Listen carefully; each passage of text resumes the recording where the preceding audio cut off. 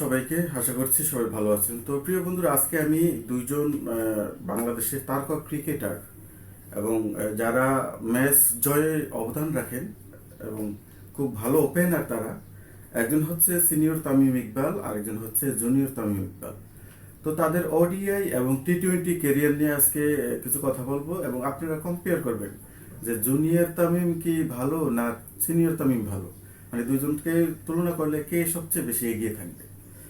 আচ্ছা, আমি আগে জুনিয়র তামিম ইকবালের টি-20 ক্যারিয়ারটা নিয়ে আলোচনা করছি। তিনি টি-20 ম্যাচ খেলেছেন 45টি এবং রান করেছেন 1120 রান, এভারেজ হয়েছে 28, স্ট্রাইক রেট 128, 50 করেছেন 11টি এবং সেঞ্চুরি করতে পারেন নাই। তার হাইয়েস্ট স্কোর হচ্ছে 89। তো এই হচ্ছে জুনিয়র তামিম ইকবালের টি-20 ক্যারিয়ার। আর সিনিয়র তামিম ইকবালের টি-20টা যদি দেখি, সরি আমি এক জায়গায় একটু ভুল করেছি, ওনার নাম আসলে জুনিয়র তামিম ইকবাল নয়, ওনার নাম হচ্ছে তানজিদ হাসান তামিম। অনেকে আমি জুনিয়র তামিম ইকবাল বলি আর কি। আচ্ছা, যাই হোক, সিনিয়র তামিম ইকবালের টি-20 ক্যারিয়ারটা নিয়ে আমি যদি একটু আলোচনা করি, তাহলে তিনি ম্যাচ খেলেছেন 78টি, রান করেছেন 1758 রান, এভারেজ হচ্ছে 24.08, স্ট্রাইক রেট 116.97, 50 করেছেন 7টি এবং সেঞ্চুরি করেছেন 1টি। তো আমরা এই দুইজনের টি-20 ক্যারিয়ারটা নিয়ে যদি আমরা একটু কম্পেয়ার করি, তাহলে দেখা যাচ্ছে টি-20 সিনিয়র তামিম ইকবাল ম্যাচ খেলেছেন 78টি আর জুনিয়র তামিম ইকবাল খেলেছেন 45টি। এখানে ম্যাচের একটা তফাৎ রয়েছে, কারণ সিনিয়র তামিম ইকবাল থেকে জুনিয়র তামিম ইকবাল 23টি ম্যাচ কম খেলেছেন আর রান করেছেন 1120টি 45 ম্যাচে জুনিয়র তামিম, আর সিনিয়র তামিম করেছেন 1758। তো এই রানের তুলনায় আমরা এভারেজটা দেখলে বোঝা যাবে কার মানে পারফরমেন্স ভালো। এভারেজ জুনিয়র তামিম হচ্ছে 28 আর সিনিয়র তামিমের 24। এখানে কম্পেয়ার করলে দেখা যায় যে জুনিয়র তামিম এগিয়ে থাকবে, তার এভারেজটা বেশি। আর স্ট্রাইক রেটের টা যদি আলোচনা করি, তাহলে দেখা যায় স্ট্রাইক রেট জুনিয়র তামিম 128 এবং সিনিয়র তামিম হচ্ছে 116.97। এদিক দিয়েও কিন্তু জুনিয়র তামিম ইকবাল এগিয়ে রয়েছেন। 50-র ক্ষেত্রেও জুনিয়র তামিম ইকবাল এগিয়ে রয়েছেন, তিনি 50 করেছেন 11টি আর সিনিয়র তামিম 50 করেছেন মাত্র তো 60টি। বেশি ম্যাচ খেলেও 50 করেছেন কম, কিন্তু সিনিয়র তামিম একদিকে এগিয়ে রয়েছেন, তার একটি সেঞ্চুরি রয়েছে, জুনিয়র তামিমের সেটা নেই।